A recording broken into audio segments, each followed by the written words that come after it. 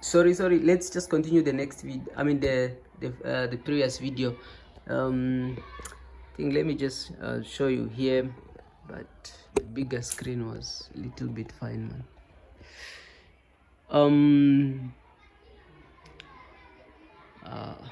So I'll give you problems. Sorry, just hold on.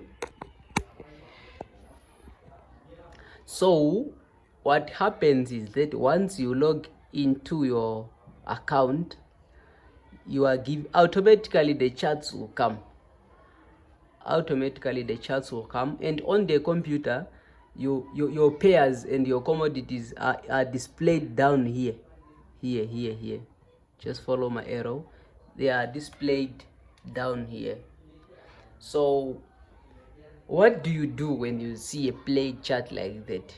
Because these people, they don't wait for you to have an account. The market doesn't wait for anybody. It keeps going, because if you back test this, if you check back here,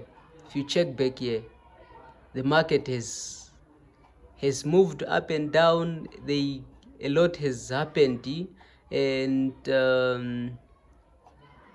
what else?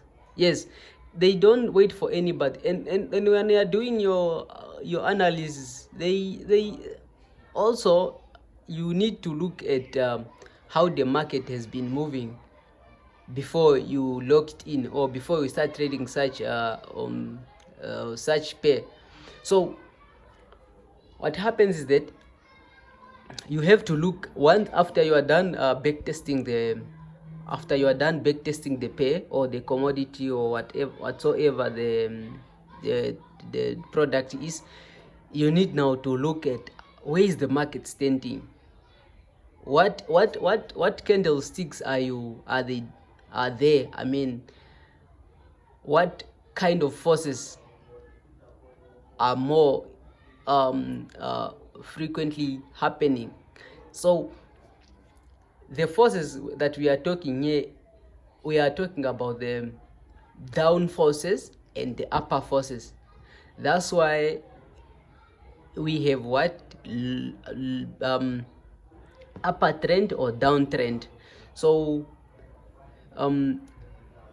basically what you need to do is you need also to understand the different tools that you can use to analyze the market. So we have trend lines, whether horizontal, vertical. They can be either like shapes, but shapes are more advanced, so you don't need to confuse yourself with them now. So once you understand the tools, you can say, okay, now I'm good to go. I can analyze the market. And once you take let's say in this case, you need to understand first, before you place any trade, before you start trading, actually you need to understand in what forces are we in. Are we in the upper forces, or are we are in the lower forces? How do you get the forces? You take your trend line here, your trend line, you draw it from, let's say, the previous day, because the market is having days down here. The market is having days down here. You can see this is the 19th January, and there is also time where the candlesticks were happening, and your previous day always, or your previous 2 days, I mean the 2 days after, maybe 2 days after the market, after you end or let's put it this way, let's use the previous day. You need to put your your trend line starting where there is where the previous day ended. So yesterday was the 20, yesterday was 24, so you need to take your, like that. It was 24, it was somewhere here. You need to put it below your candlesticks, and you take the other one and put it up on the upper side of the candlesticks. You see, so depending, I hope you understand when you understand the graph when it's having lines facing which way. So like on here we are what the market is having more down forces. So you can see, you know, these negatives, let me put it that way, a very simple way. This negative, when the trend line is like this, when your line in any graph is like this, it means that we are moving down. And if you check here,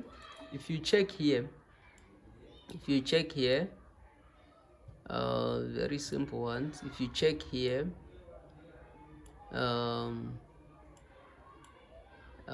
this means what?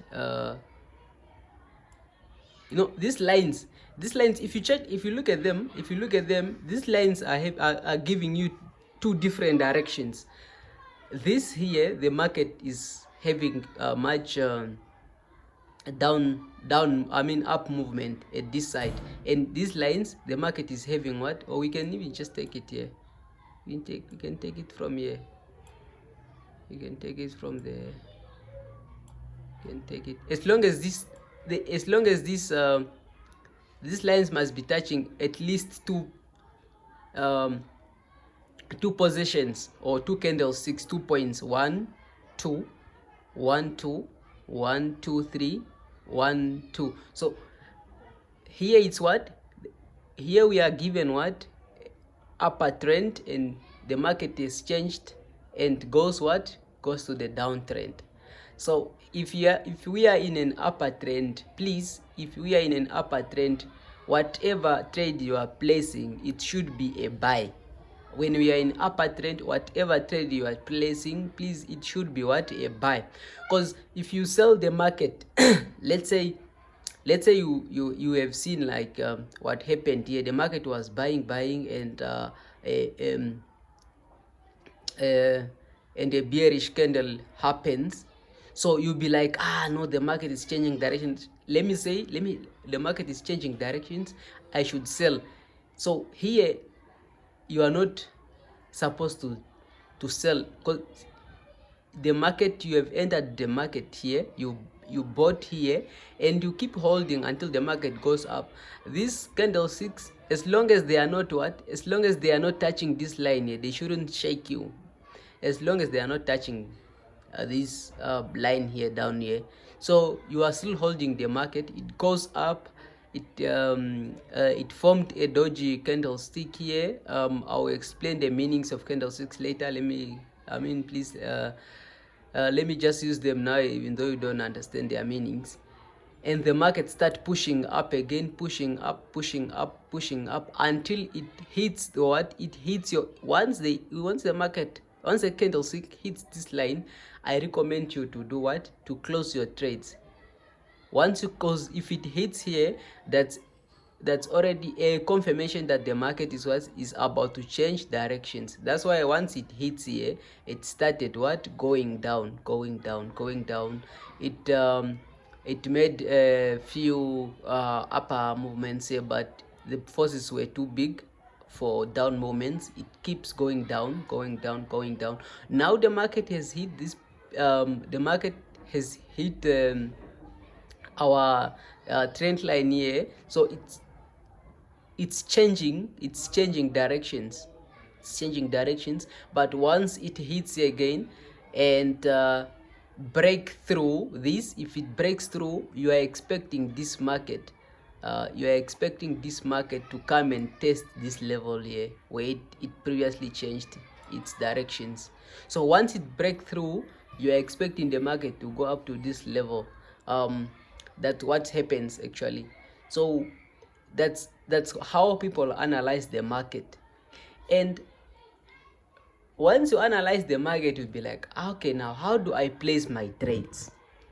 Okay, on your computer, if you check on the left corner, there is a panel, trade panels, where it gives you a sell option and a buy option. By coming here, you already have a clue of what the market is doing. So when you come here, you have already an idea of that, okay, now I'm going to sell the market. So I'm going to sell or I'm going to buy, according to how you analyze the market. Okay. Here at the trade panel, you are given what we call a lot size. A lot size is what? Is how much you want to go with into the market. Because like here, there is 0.10. This 10 cent actually. So, but 10 cent, it's a very big amount for you to trade. Like, you cannot use 10 cent because any movement, these prices here, these forces is calculated. There is what we call pips. They calculate pips and they multiply pips with how much you have entered the market with. But the pips are tiny. Let's say it's you like saying milliseconds. Those milliseconds, let's say there is 1000 pips from here up to here. So they have to multiply what? They have to multiply 10 cent multiplied by 1000. So that's how much you are going to get in US dollars. But now you converting it to Namibian dollars. So that's gonna be the price in our country. So what I recommend you to use as a beginner and as someone with less knowledge and actually a smaller account, I recommend you to use 0.02. So that's I would say what? 0.02, that's a lot size. We call it a lot size. You don't need to confuse it with cents and whatnot. Let's put it that way. Lot size 0.02.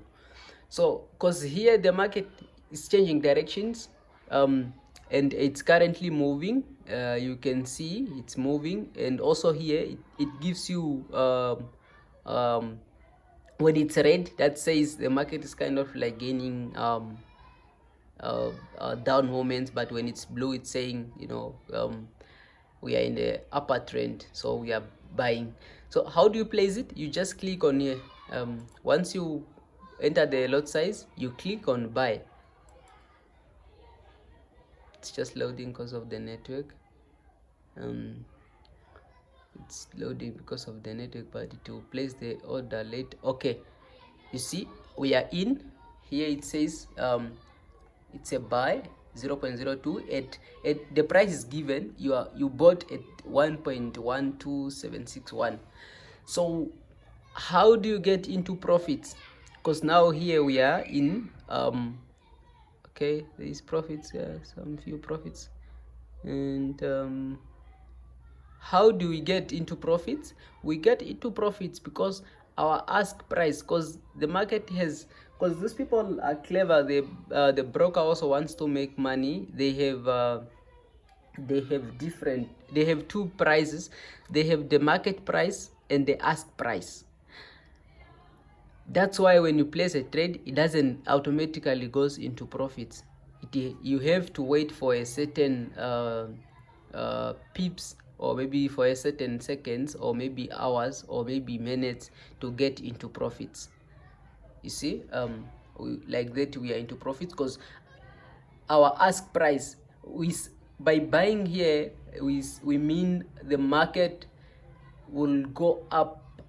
This will go beyond this level here at this price. I mean, our ask price was 1 point, is what we bought it. And by buying, you mean like, okay, the market will go what? The market will go beyond that price. And once the market go beyond that price, that's when you start making money, and that's when you start making profit. You see, because we are what? According to our analysis, the market has hit the trend line here, and we are expecting it to do what? To change directions, and it begins going up again. But any forces can happen, anything can happen with the euro or maybe the US dollar, and the market will crash again, or the market will gain power up again. So if the market crashes and you are in already like this, and it comes, and this and your ask price comes below the selling price, which means you are going to what, to make losses. But now the market, our ask price, I mean our selling price is actually under the what, under the market current price. That's where we are. We are here at okay, the profit is changing, but yeah, at 0.22, that's US dollars. So I think now you know how to place the trade, you know how to